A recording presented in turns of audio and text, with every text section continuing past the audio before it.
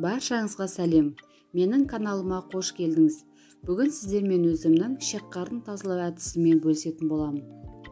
Ішек қарын тазалаудың түрлі әдістері бар.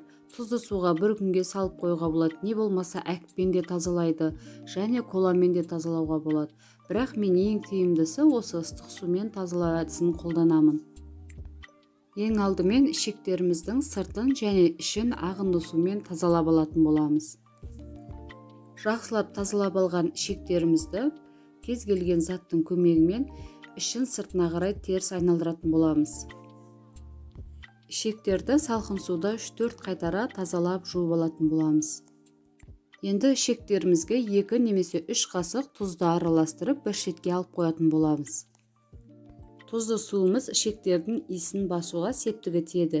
Енді қайнап тұрған суымызды қарынның үстіне құйып, видеода көріп тұрғандарыңыздай тіпті қолмен де сыртын ашуға болады. Қасыңызда екінші адам болса, қарынның екінші жағын ұстап тұрса, ашылуы өте жылдам болады. Не болмаса, тақтайға қойып ашсаңыз да болады. Ары қарай қарынды осылай пышақтың көмегімен ашитын боламыз. Каналыма тіркелмеген болсаңыз, каналыма тіркеліп, лайк басып және комментарий бөлімінде өзіңіздің қарын тазалау әдісіңізбен бөлісіп кетіңіз.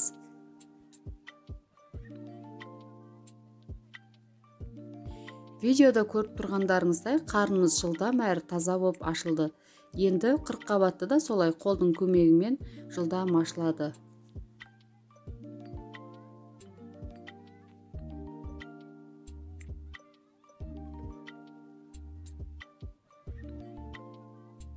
Осылай толық тазарған ішек қарнымызды салқын суда жақсылап жуып алатын боламыз. Көп жағдайда ішек қарынды иісін ұнатпай тастап жатады. Алайда видеода көрсетілгендей лимон қосып қайнататын болсаңыздар, иісін мүлдем жойып жібермесе де басуға септігін тигізетін болады. Ішек қарнымызды 1 немесе 2 сағат қайнатамыз, яғни малдың жасына байланысты. Ішек қарынмен түрлі тағамдар жасауға болады.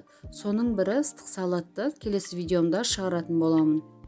Видеомды соңына шейін қарағандарыңызға көп рахмет.